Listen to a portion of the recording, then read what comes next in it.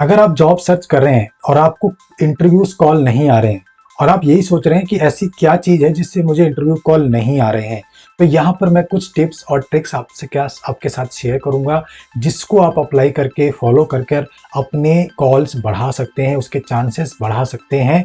तो स्टार्ट करते हैं। पहली चीज़, आपको अपनी प्रोफाइल बनानी है हर पोर्टल पर जाकर और उसको 100% कंप्लीट करना है। जैसे naukri.com पे, लिंक्डइन पर, इंडीड पर, साइन पर, इन सब पर जाकर आपको अपनी प्रोफाइल बनानी है और मेक श्योर करें कि वो प्रोफाइल आपकी 100% हो। जैसे नाम, primary email address, primary contact, ये सारी डिटेल डालकर आपका जॉब डिस्क्रिप्शन जो भी है वो सब कंप्लीट कर 100% रखें। दूसरी टिप यहाँ पर, आप सुबह 10 बजे और शाम को 3 से 4 के बीच में दिन में 2 बार आप अपनी प्रोफाइल अपडेट करें। naukri.com पर, साइन.com पर, indeed.com पर, इन पर जाकर आपको अपनी प्रोफाइल दिन में कम से कम 2 बार अपडेट करनी है 100% कंप्लीट करने के बाद। इससे क्या होगा, जब भी आप अपनी प्रोफाइल अपडेट करेंगे तो वो अपडेटेड उसमें शॉर्ट में सबसे पहले आएगी। तो जब भी रिक्रूटर जाके सर्च करते हैं अपने कैंडिडेट या कोई भी टेक्नोलॉजी के अगेंस्ट में कैंडिडेट, तो वो फिल्टर हमेशा ये लगाते हैं जो रिसेंटली अपडेटेड है या रिसेंटली अपडेट हुई है। और बाकी फिल्टर्स भी रहते हैं, बट इसमें ये फिल्टर भी होता है कि जो रिसेंटली अपडेटेड हुई है वो प्रोफाइल टॉप पर आए।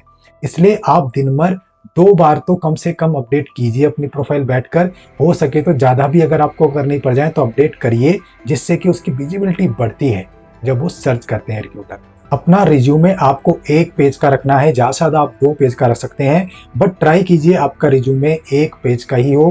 क्योंकि जितने भी रिक्रूटर रहते हैं वो मोस्टली उनको टेक्नोलॉजी पता नहीं होती, ना आपकी जॉब डिस्क्रिप्शन ज़्यादा पता होती हैं। उनको जो मैनेजर से रिक्वायरमेंट आई होती है, जो जॉब डिस्क्रिप्शन होती है, बस वही वो लोग पढ़ते हैं।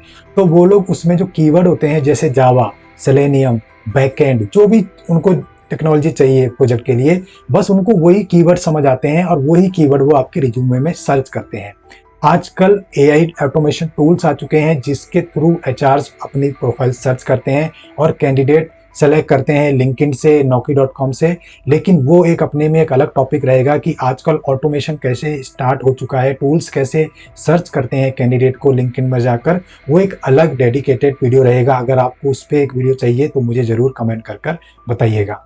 बट यहाँ पर हम सिनेरियो लेते हैं, सपोज करो एक एचआर जैसे मैं हूँ, बैठा हूँ अपने पोर्टल पर naukri.com पर या लिंक्डइन पर और मैं कैंडिडेट सर्च कर रहा हूँ। तो मुझको टेक्नोलॉजी का कोई नॉलेज है नहीं, बट मुझे ये पता है कि रिक्वायरमेंट क्या है कैंडिडेट की, तो मैं वो रिक्वायरमेंट आपके रिज्यूमे से मैच करूँगा। तो पहली चीज़, जो कैंडिडेट रिसेंटली जिसने अपडेट किया है, जिसकी प्रोफाइल 100% अपडेटेड है, वो कैंडिडेट मेरे सामने आ जाएगा। फिर मैं उसकी प्रोफाइल खोलूँगा या उसका रिज्यूमे देखूँगा, उसमें से मैं वो कीवर्ड सर्च करने की कोशिश करूँगा। सेलेनियम सर्च करने की कोशिश करूँगा अगर सेलेनियम की रिक्वायरमेंट है, जावा, .NET, सर्वर से जो भी है, वही कीवर्ड मैं स्पेसिफिक ट्राई करूँगा कि उसके रिज्यूमे में मुझे मिल जाएँ। और जितनी मैक्सिमम बार वो मिलेंगे उतने उसके चांस बढ़ जाएंगे कि हाँ, ये कैंडिडेट डिजर्विंग है, इसका मैं इंटरव्यू शेड्यूल करा सकता हूँ। तो आपको क्या करना है, आपको अपना रिज्यूमे हमेशा जॉब डिस्क्रिप्शन, जो भी जॉब पोस्ट हुई है या जहाँ भी आपने जॉब देखा है जिस पोर्टल पर, उसके हिसाब से आपको रिज्यूमे हमेशा अपना अपडेट करना है। यहाँ पर गलती क्या करते हैं स्टूडेंट कि वो एक ही स्टैंडर्ड रिज्यूमे रखते हैं जो यार दोस्तों से कॉपी करा होता है या नेट से कहीं से कॉपी कर लिया होता है, और उसको दे दबादब हर जगह फॉरवर्ड करते हैं। हर जगह मेरा रेफर कर देना, मेरा ये लगा देना, मेरा उधर सेंड कर देना, हाई सर एनी वैकेंसी, ले मेरा रिज्यूमे। वो आप ट्राई मत कीजिए, क्योंकि आप हो सकता है किसी और वैकेंसी के लिए कुछ और फॉर्मेट में रिज्यूमे दे रहे हैं और वो चीज़ आपको आती होगी लेकिन आपने अपने रिज्यूमे में ऐड ही नहीं किया, तो वो एचआर से भी मिस हो जाता है। तो आपको बहुत सीरियसली पहले तो जॉब डिस्क्रिप्शन पढ़ना है कि जॉब रिस्पॉन्सिबिलिटी क्या है, ये लोग चाहते क्या है इस जॉब से। उसके हिसाब से आपका रिज्यूमे हमेशा अपडेट होना चाहिए। अपडेट का मतलब, जो कीवर्ड्स आपको ध्यान में देने हैं, जो आपको दिखता है, वही कीवर्ड मैक्सिमम आप अपने रिज्यूमे में डालिए। जो रिस्पॉन्सिबिलिटी उसमें लिखी है जॉब डिस्क्रिप्शन में, वही आप अपने रिज्यूमे में डालिए। पुरानी कंपनीज में दिखा दीजिए, ये सब मैंने किया है। ये एक तरीका है जिससे आपकी विजिबिलिटी बहुत ज़्यादा बढ़ जाती है, इंटरव्यू के चांसेस बहुत ज़्यादा बढ़ जाते हैं, क्योंकि एचआर्स को जल्दी से जल्दी कैंडिडेट लेके आने होते हैं और इंटरव्यू शेड्यूल कराना होता है और जो क्लोज करनी होती है, पोस्टिंग क्लोज करनी होती है। चौथी चीज़ यहाँ पर है कि आप अपना रिज्यूमे हमेशा पीडीएफ फॉर्मेट में ही बनाएं। जब भी आप पीडीएफ फॉर्मेट में बनाएंगे तो जब आप किसी को मेल करते हैं, किसी को पोस्ट पे अप्लाई करते हैं, अपलोड करते हैं, तो करप्ट होने के चांस बहुत कम हो जाते हैं। अगर उसमें आप वर्ड फॉर्मेट में बना रहे हैं तो बहुत ज़्यादा चांस है कि वो फाइल करप्ट हो जाए नेट पे, इंक्रिप्शन के टाइम में, डिस्क्रिप्शन के टाइम में, तो हो सकता है आपकी फाइल करप्ट हो जाए। लेकिन पीडीएफ के केस में ऐसा नहीं होता है, इसलिए रिज्यूमे हमेशा अपना पीडीएफ फॉर्मेट में ही बना के रखें। नेक्स्ट पॉइंट है कि आपको रेफरल्स का यूज़ करना है। अगर आपके कॉलेज फ्रेंड्स हैं जो ऑलरेडी कंपनी में काम कर रहे हैं, आपके सीनियर्स हैं जो ऑलरेडी कंपनी में काम कर रहे हैं, उनसे कॉन्स्टेंटली टच में रहिए और उनसे पूछते रहिए कि अगर कोई जॉब ओपनिंग मेरी प्रोफाइल से मैचिंग में आती है तो मुझे ज़रूर बता और मेरा रिज्यूमे रेफरल में लगा दीजिए। कंपनीज हमेशा प्रेफर करती हैं कि अगर जो रिज्यूमे रेफरल के थ्रू आएंगे उनको हम पहले कॉल करेंगे, बजाय कि ओपन मार्केट में जाके रिज्यूमे सर्च करने से। Naukri.com पे, लिंक्डइन में, उससे पहले वो इंटरनल सिस्टम यूज करती हैं अपना और रेफरल किए हुए कैंडिडेट्स को सर्च करती हैं। ऐसा नहीं होना चाहिए कि आपने 6 महीने पहले रेफरल कराया था, 4 महीने रेफरल कराया था पहले, तो अब कॉल आ जाएगी। आप हमेशा रिसेंट जो है रेफरल्स का यूज करें और ट्राई कीजिए जो रिसेंट पोस्टिंग हुई है जॉब्स की, जो अभी 1 हफ्ते पहले, 2 हफ्ते पहले एचआर ने पोस्ट किया है, उसके अगेंस्ट में ही आप रेफरल यूज करें। उसमें चांसेस आपके कॉल आने के बढ़ जाते हैं। एसेंचर एक ऐसी कंपनी है जो मुझे पता है अगर उसमें करंट जॉब ओपनिंग चल रही हैं और अगर वहां पर आपका रेफरल लग जाए तो 1 से 2 दिन में एचआर आपको तुरंत कॉल करती है। ये मेरे फ्रेंड्स का और मेरा खुद का एक्सपीरियंस रहा है। एसेंचर इस मामले में बहुत तेज है, बहुत तेज है। नेक्स्ट पॉइंट आता है लिंक्डइन पर आप अपना open to work page enable कर दें। ये आपकी जो प्रोफाइल होती है, फोटो होती है, वहाँ पर ये दिखने लग जाएगा। इससे रिक्रूटर्स को पता चलता है कि हाँ, ये जॉब सर्च कर रहा है, ओपन टू वर्क है, तो इसको रीच आउट करा जा सकता है। वो आपकी प्रोफाइल देखकर आपको पर्सनली मैसेज कर सकते हैं और इससे भी आपको इंटरव्यू कॉल मिल सकते हैं। नेक्स्ट पॉइंट है कि आप अपने जॉब अलर्ट्स अनेबल करके रखें, चाहे वो Naukri.com पे हो या लिंक्डइन पर हो या कोई भी पोर्टल हो। आप इससे क्या करेंगे, जब भी आपको कोई मैचिंग जॉब आएगा, पोस्टिंग होगी या रिक्रूटर आपको मैसेज करेगा, तो डायरेक्टली वो आपके एसएमएस में या मेल बॉक्स में आएगा, जिससे कि आप वो नोटिफिकेशन अलर्ट मिस आउट ना कर दें। नेक्स्ट पॉइंट है, जब भी आप जॉब्स देखते हैं, जॉब डिस्क्रिप्शन पढ़ते हैं, उसमें अगर 50% भी जॉब और रिस्पॉन्सिबिलिटी और टेक्नोलॉजी आपसे मैच कर रही है और आपको लगता है कि आप ये काम कर सकते हैं, तो उसको अप्लाई कर दीजिए।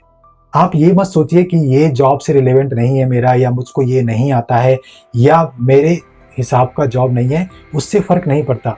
50% भी अगर आपका जॉब मैच हो रहा है, जो आप कर सकते हैं, आपकी स्किल सेट मैच हो रही हैं, तो उसको अप्लाई करने में कोई नुकसान नहीं है। आप अप्लाई कीजिए, इंटरव्यू शेड्यूल कराइए और उसमें जो आपकी टेक्नोलॉजी है, जो आपको आता है, सच सच पूरा बता दीजिए।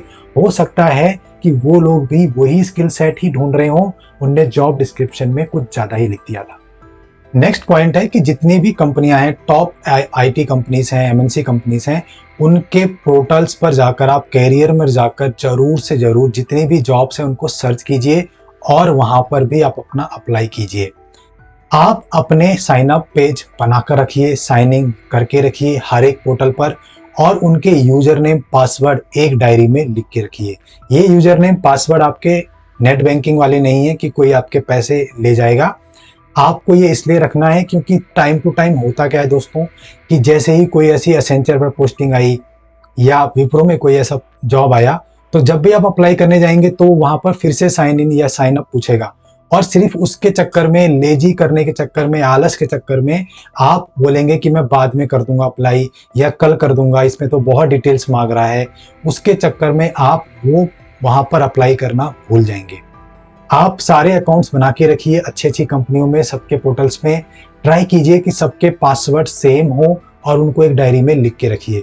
जब भी आपको ऐसा जॉब ओपनिंग आए, जैसे एसेंचर में कोई जावा रिलेटेड जॉब ओपनिंग आया है, डायरेक्ट जाकर वो साइन इन मांगेगा, डायरेक्ट कॉपी में जाके देखिए और उसको अप्लाई कर दीजिए तुरंत के तुरंत। बाद के लिए मत छोड़िए कि मैं बाद में जाके अप्लाई करूंगा या शाम को अप्लाई करूंगा, क्योंकि आपको यूजर नेम पासवर्ड याद नहीं है। नेक्स्ट टिप है कि लिंक्डइन पर जाकर आप जितने भी रिक्रूटर हैं उनको फॉलो करना शुरू कर दीजिए, उनको पर्सनली मैसेज कीजिए अगर कर सकते हैं, और जो अपने जॉब ओपनिंग के रिलेटेड आप क्वेश्चन कर सकते हैं। और उनको फॉलो करने से आपको ये जरूर पता चलेगा कि जब भी कोई नई पोजीशन वो लोग डालेंगे लिंक्डइन पर, आपको उसके ईमेल्स नोटिफिकेशन पहले आ जाएंगे। तो लास्ट टिप ये है दोस्तों कि अगर आपका नोटिस पीरियड ज़्यादा है और उसकी वजह से आपको इंटरव्यू कॉल्स नहीं आ रहे हैं, तो आप एक काम कर सकते हैं, naukri.com पर जाकर, लिंक्डइन पर जाकर अपने नोटिस पीरियड कम कर दें और जॉब के लिए अप्लाई कर दें। वो जॉब जो आपकी ड्रीम जॉब हो सकती है, वहाँ पर आप जॉब इंटरव्यू दीजिए। अगर आपका टेक्निकल बहुत अच्छा जाता है, ओवरऑल इंटरव्यू बहुत अच्छा जाता है, तो वहाँ पर आप उनको बता सकते हैं कि मेरा नोटिस पीरियड ये है एक्चुअल में, बट मैं अपने मैनेजर से बात कर कर अर्ली रिलीज ले सकता हूँ और अपने एचआर से बात कर कर मैं नोटिस पीरियड बाई आउट कर सकता हूँ। ये तरीके से आप ऑप्शन उनको दिखाकर, समझाकर ऑफर लेटर रिलीज करवा सकते हैं। तो ये था एक लास्ट टिप। आपको ये वीडियो कैसा लगा, कुछ सीखने को मिला हो तो मुझे ज़रूर कमेंट करके बताइएगा। चैनल पर नए हैं तो सब्सक्राइब कीजिएगा, वीडियो अच्छा लगा हो तो लाइक कीजिएगा। Thank you.